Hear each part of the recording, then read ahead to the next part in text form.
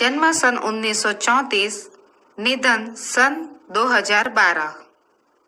Doctor Bholabhai Patel Gujarati भाषा के साहित्यकार हैं।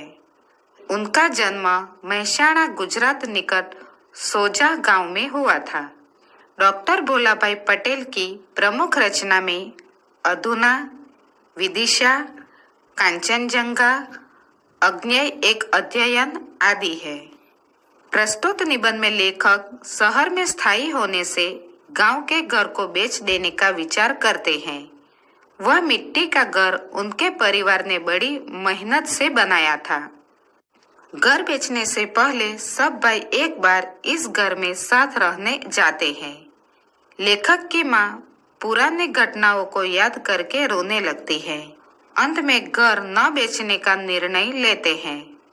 घर केवल 4 दीवार और छप्पर वाला ही नहीं, लेकिन भावनाओं का प्रतीक होता है। गांव से शहर में स्थायी होने के बाद लगभग बंद रहने वाले अपने छोटे से गांव के पुश्तैनी घर को बेच देने का विचार आया। जिस मोहल्ले में हमारा घर है, वहां के पुराने पड़ोसी तो अब शहर में रहने लगे थे। अधिकतर लोगों ने तो अपने पुराने घर बेच भी दिए थे। इसलिए शादी, मृत्यु जैसे अवसर पर किसी सामाजिक रिवाज के लिए या लंबी छुट्टियों में गांव के इस घर में रहने जाते तो बड़ा बेढंगा लगता। नए पड़ोसी आ गए हैं और उनसे अभी नाता ही नहीं बंध पाया है। वे हमें भी आगंतुक ही मानते थे, इसलिए उस घर को रखने का कोई आकर्षण नहीं था। बंद रहने के कारण पुराना घर और जर्जरित होता जा रहा था। चौमासे में अधिक बरसात पड़ने पर टीन के छप्पर से भी पानी अंदर आता था, जिससे घर की एक मुख्य दीवार में दरार पड़ गई थी। खुले दालान एवं आंगन में कूड़े के ढेर लग जाते, इसलिए बूढ़ी माँ की अनुमति लेकर घर बेच देने का विचार पक्का कर लिया। योग्य ग्राहक मिले तो एक गांव में रहने वाले व्यवहार कुशल मित्र से बेचने की सिफारिश करके हम शहर चले आए। फिर एक दिन ऑफर आया भी सही। ऑफर ठीक था और करने वाला व्यक्ति अच्छा और भरोसेमंद था, इसलिए अब देर करने या आनाकानी करने का प्रश्न ही नहीं था। परंतु उसी क्षण से मन में टीस सी उठी। बार बार मन को व्यग्र बनाता विचार आने लगा कि पुश्तैनी घर क्यों बेचा जाए। 3 बार पीढ़ियों से चले आते मिट्टी के कमरे के स्थान पर मेरे पिता ने यह ईंट का पक्का घर बनवाया था। कहना चाहिए कि घर के सभी सदस्यों ने स्वयं मजूरी करके घर बनाया था। पिताजी इसके लिए अपनी बैलगाड़ी में ईंटें लाए थे। चिनाई के लिए, गारा बनाने के लिए गांव के आंबा तालाब की चिकनी मिट्टी स्वयं खोदकर लाए थे। मेरी माँ ने सहतीर तक गारे के तसले चढ़ाए थे।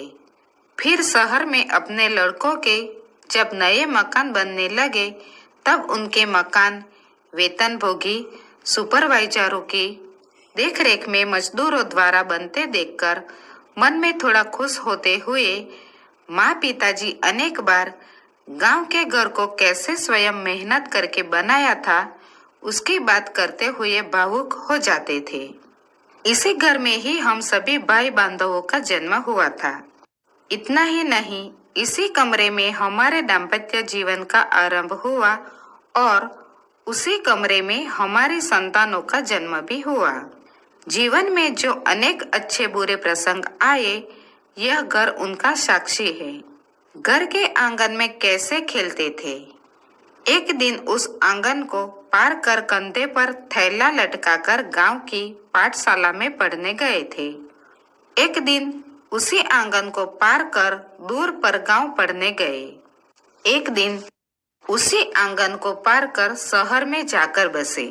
इसी घर के आंगन में हमारी बहनों और भाइयों के विवाह मंडप बंधे थे। यही बिरादरी वालों के साथ झगड़े और स्नेह मिलन भी हुए थे। यही पड़ोसियों के साथ ऊंची आवाज में बोला चाली और जाड़ों में अलाव के पास बैठकर मधुर विश्रम्भ कथाएं हुई थी।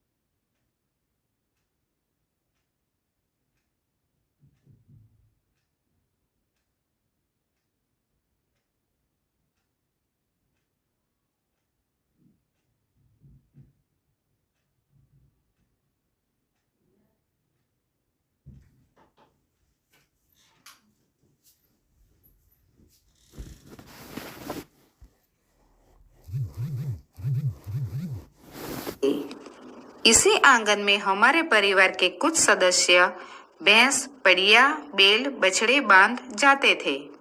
इसी घर के दालान में मेरी दादी और फिर दादा की मृत्यु के समय गोबर से लिपकर उस पर उन्हें सुलाकर पूंजाएं हुई थी।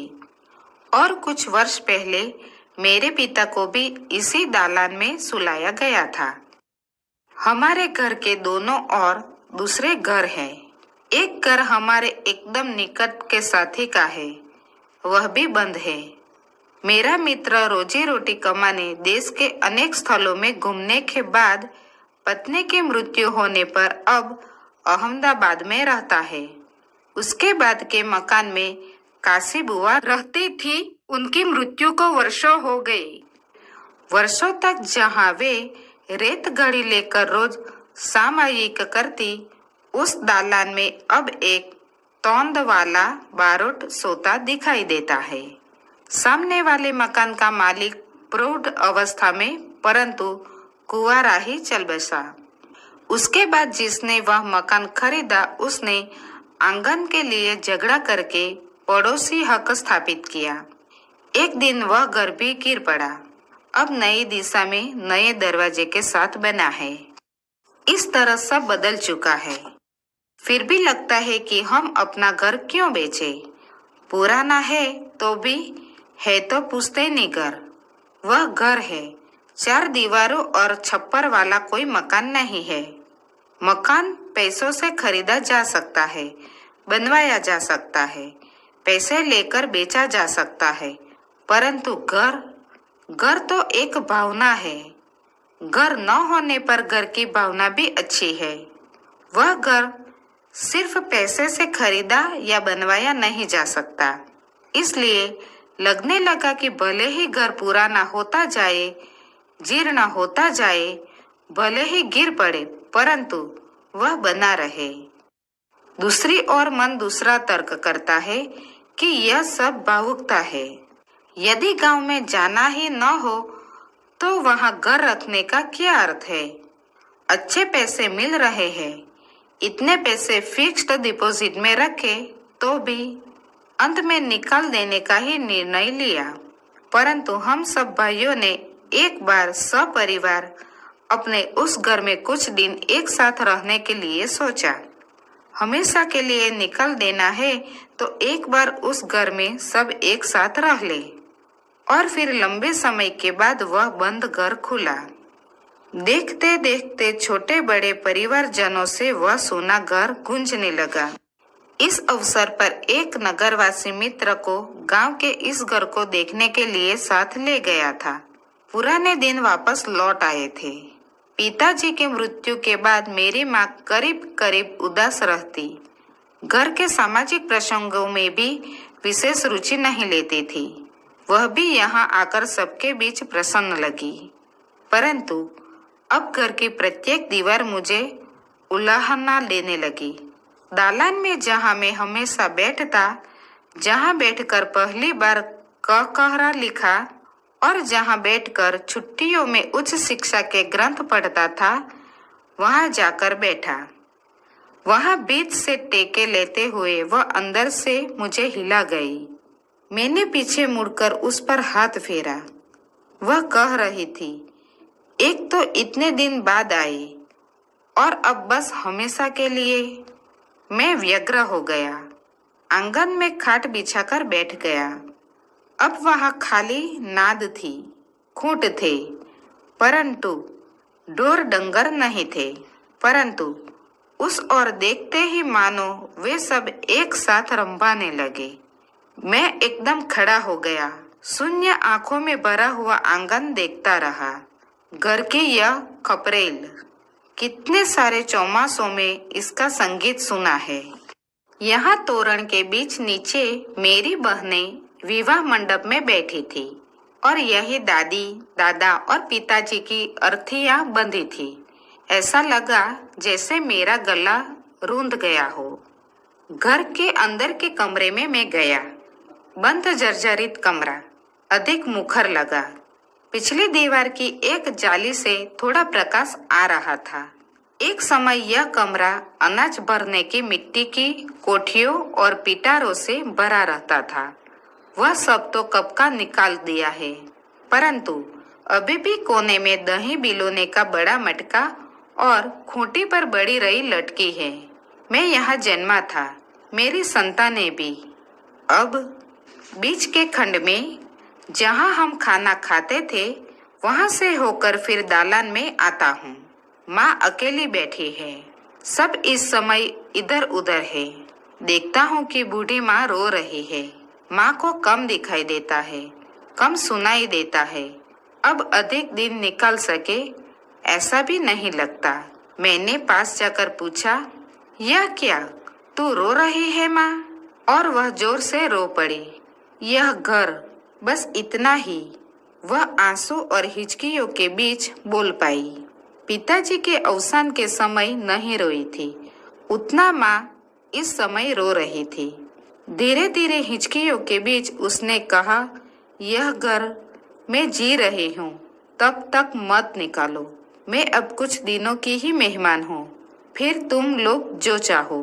परंतु माँ, तूने ही तो कहा था। कहा होगा, परंतु वापस यहाँ आने के बाद नहीं, इसे तुम मत बेचो। उसका रोना बंद नहीं हो रहा था। माँ को रोता देखकर मुझे दुख तो हुआ, परंतु आनंद विशेष हुआ। लगा कि उसका हृदय अभी जीवंत है, उसे अभी जगत में जीवन में रुचि है।